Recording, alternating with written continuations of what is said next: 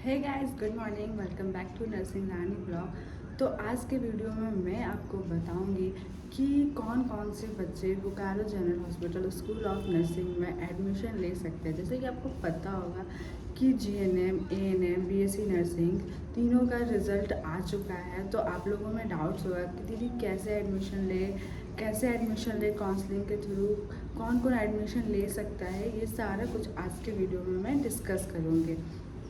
First of all मैं बता दूं कि हमारे Bokaro general hospital school of nursing में टोटल 40 सीट है। ठीक है, 40 सीट 2 पार्ट में डिवाइडेड है। जैसे कि आपको पता होगा झारखंड के अकॉर्डिंग 50-50% करके सीट डिवाइडेड है। ओपन और मैनेजमेंट सीट 2 सीट में डिवाइडेड थी। तो ओपन सीट से 20 है और मैनेजमेंट सीट से 20 सीट का यहाँ पे एडमिशन होगा। ठीक है, तो आप लोग जैसे मैनेजमेंट का यहाँ पे फॉर्म तो निकल चुका था, आप लोग जानते हैं, और बहुत लोगों ने अप्लाई भी कर चुका है। अब बात की बात है, वो तो जब वो लिस्ट में नाम आएगा तब आपको पता चलेगा कि हाँ हमारा लिस्ट में नाम आया है। तो अभी बात करते हैं कि हम लोग जो ओपन सीट है उससे बीजीएस में एडमिशन कैसे लें। ठीक है, तो फर्स्ट डाउट ये है कि क्या हम एएनएम का एग्ज़ाम दिए हैं, बीएससी नर्सिंग का एग्ज़ाम दिए, तो क्या जीएनएम में हमारा सिलेक्शन हो सकता है? जी नहीं।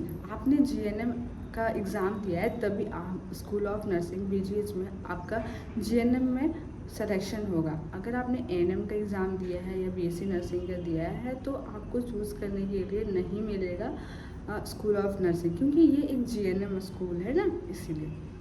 तो काउंसलिंग के थ्रू कौन कौन अप्लाई कर सकता है हमारा स्कूल ऑफ नर्सिंग बीजीएच में सीट 20। ठीक है, तो आपने देखा होगा कि जो रिज़ल्ट आया है उसमें आपका मतलब सीरियल नंबर होगा, रोल नंबर होगा, name, father's name, date of birth, category, rank, ये सारा कुछ। और जनरल वालों को तो यूआर रहता है। ठीक है, तो ये सारा कुछ होगा और उसमें साइड में मार्क्स एंड परसेंटाइल भी बना हुआ होगा। और सबसे लास्ट कॉलम में आप देखिएगा तो वहाँ पे क्वालिफाइड एंड नॉन क्वालिफाइड लिखा होगा। तो जैसे कि आपने देखा होगा जो झारखंड का नोटिस निकला था फॉर्म में, उसमें बोल दिया गया था जिसका 40 परसेंटाइल से कम नहीं आना चाहिए। ठीक है, तो जिनका 40 परसेंटाइल से कम होगा ना उन लोग का नॉन क्वालिफाई लिखा होगा। ठीक है, और जिसका 40 परसेंटाइल से ज़्यादा है वो लोग का क्वालिफाई लिखा होगा।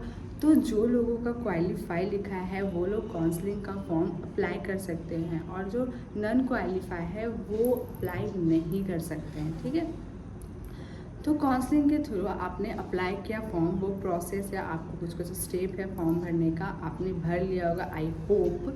तो भरने के बाद आप वहाँ पे जाओगे तो आपको एक लिस्ट मिलेगा चूज़ करने के लिए। ठीक है, आपके रैंक के अकॉर्डिंग या आपका कैटेगरी रैंक के अकॉर्डिंग आपको चूज़ करने का, सिलेक्शन करने का मिलेगा। तो आप वहाँ से सेलेक्ट कर सकते हैं। ठीक है, वहाँ पे ऑप्शन में सारे प्राइवेट एंड गवर्नमेंट सारे कॉलेजेस के नाम लिखे रहते हैं कि आपको कहाँ एडमिशन करवाना है। तो आप वहाँ पे चूज़ कर सकते हैं स्कूल ऑफ नर्सिंग बीजीएच, मुझे यहाँ पे सिलेक्शन करवाना है।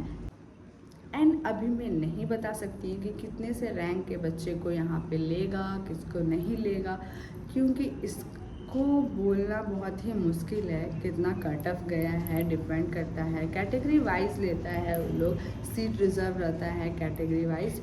तो ऐसे में मैं कोई कंफर्मेशन नहीं दे सकती कि आपका सीएमएल रैंक इतना है या आपका मार्क्स इतना है या परसेंटाइल इतना बना है तो दीदी मेरा सिलेक्शन हो सकता है क्या। आप लोगों ने बहुत ज़्यादा मुझे इंस्टा पे, कमेंट में भी, यूट्यूब में आप लोग पूछे थे, तो ऐसे में 100% श्योरिटी के साथ नहीं दे सकती। लेकिन अगर आप क्वालिफाई है तो काउंसलिंग ज़रूर करवाइए, हो सकता है आपका सीट मिल जाए, क्या पता। इसीलिए अगर आप क्वालिफाई है तो विदाउट काउंसलिंग ना रहे, काउंसलिंग ज़रूर करवाएं। और काउंसलिंग के थ्रू हमारे बीजीएच स्कूल ऑफ नर्सिंग में एडमिशन ले सकते हैं, जो आपका 20 सीट डिवाइड है।